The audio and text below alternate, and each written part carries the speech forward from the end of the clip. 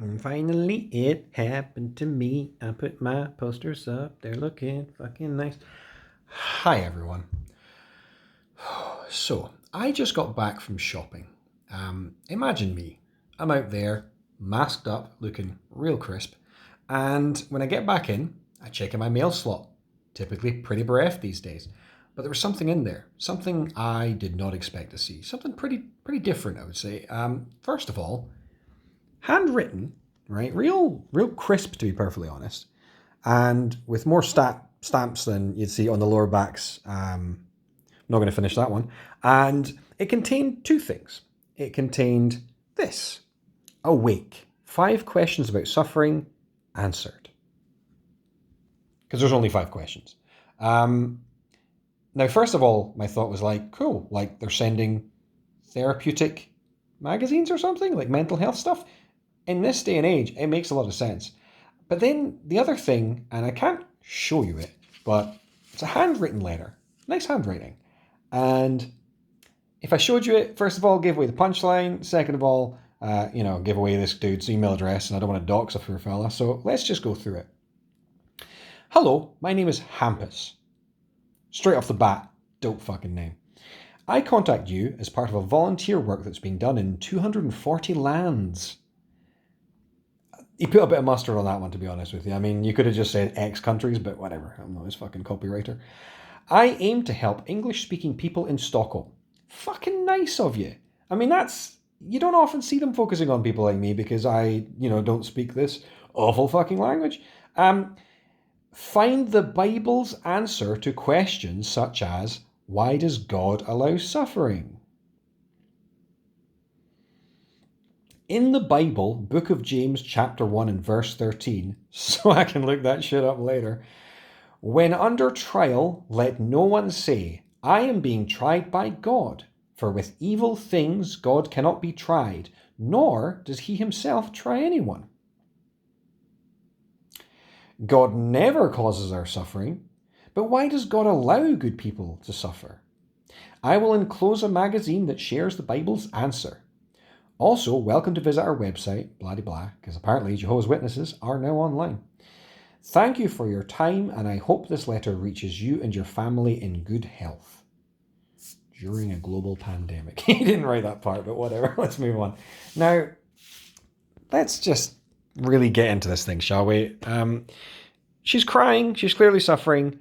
Good colouring. I mean, just solid cover. I would give it probably like a 7 or 8 out of 10 here.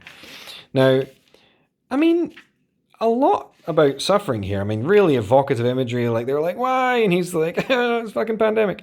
But let's try and get to the meat of this thing. Here's what I found really intriguing. The first fucking thing here is literally like what everyone else thinks. And you'd think it'd be like to slam them, like they think some crazy shit, but it's actually pretty fun. Like, let's look at this, right? So Hindus view suffering as a consequence of a person's actions committed in either this life or a past one. A person can reach moksha, a release from the cycle of rebirths, through achieving a state of mind that is detached from temporal things. Pretty fucking dope. Muslims view suffering as both punishment for sin and test of faith. Tragedies are a reminder to remain grateful to God for our blessings and cognizant we must support those in need. Says Said, I apologise if I mispronounced that, President of the Islamic Society of North America. Couldn't find a Swedish guy, apparently. Jewish tradition, suffering results from one's own actions. They say that there will be a resurrection and then justice will be rendered to the innocent. Kabbalistic, mystical. Judaism teaches reincarnation, which gives a person repeated opportunities to atone for his errors.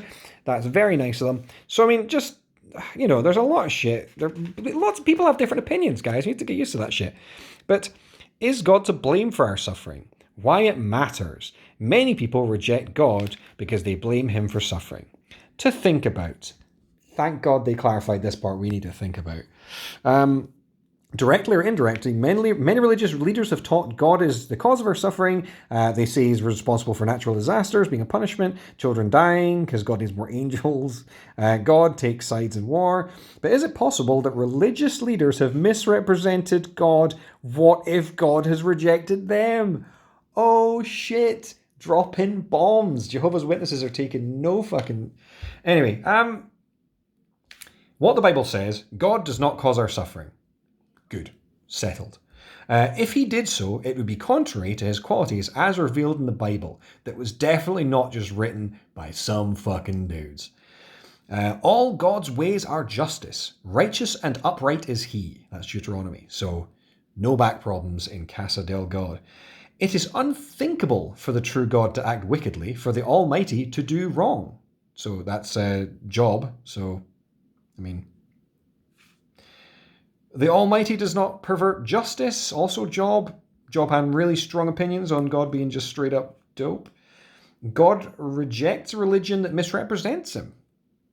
Haven't heard him do it, but I'll take your word for it. This includes religions that teach that God causes our suffering, and those are involved with warfare and violence. Jeremiah says, the prophets are prophesying lies in my God's name, not Jeremiah, obviously. That'd be crazy. I have not sent them or commanded them or spoken to them a lying vision and ... The deceit of their own heart is what they are prophesying to you. And then Jesus denounced religious hypocrisy. This is by Matthew, not Jesus.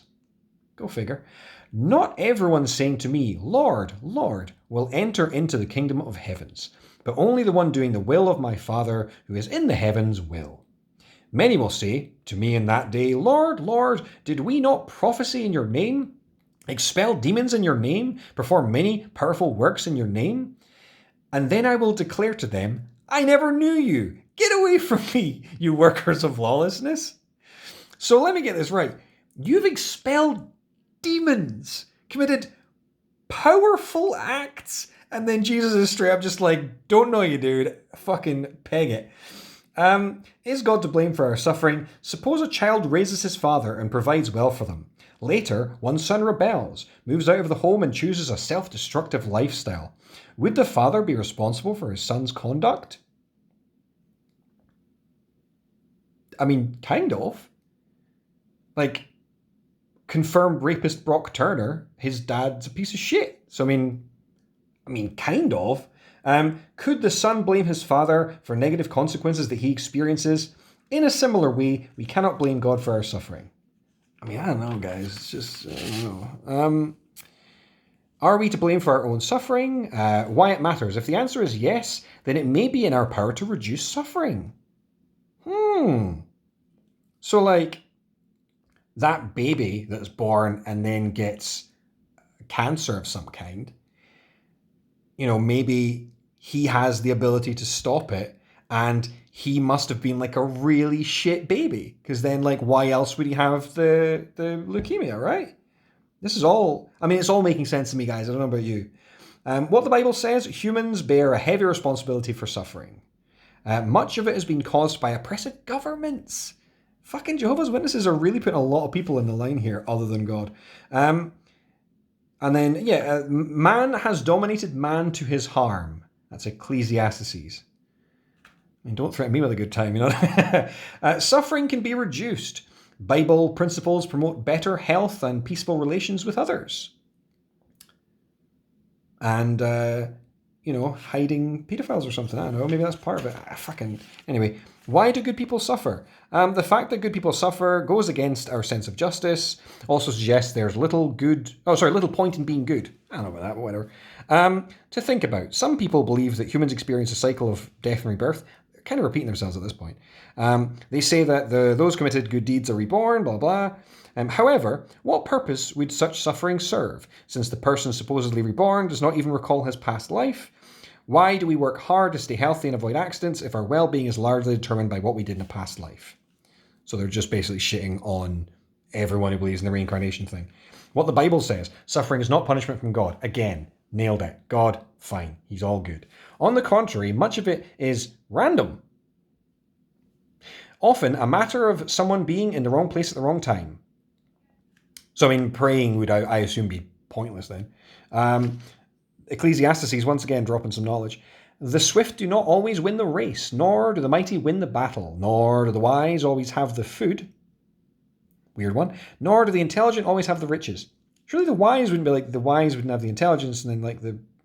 I don't know, anyway. Nor do those with knowledge always have success, because time and unexpected events overtake them all.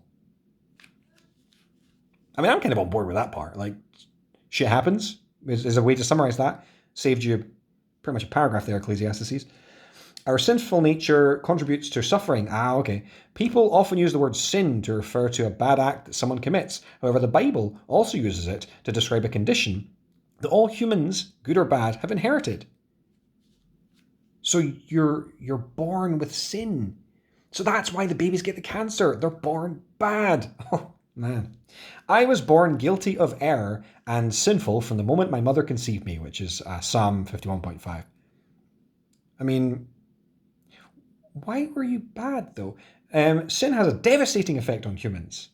It was not only it's not only damaged our relationship with the Creator, but also put us out of harmony with the rest of God's creation, resulting in enormous suffering both to individuals and to the human race as a whole. When I wish to do what is right, what is bad is present with me. That's Romans. And all creation keeps on groaning together and being in pain together. I mean, again, don't threaten me with a good time. Were we meant to suffer? I want to just skip to the end here, because honestly, were we meant to suffer? No.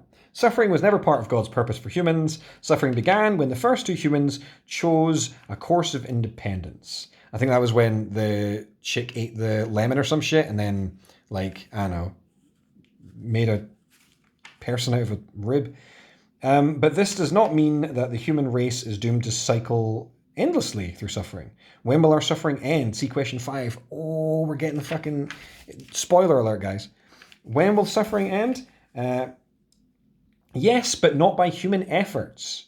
Man's governments can only address the symptoms of our suffering, but God can address the causes.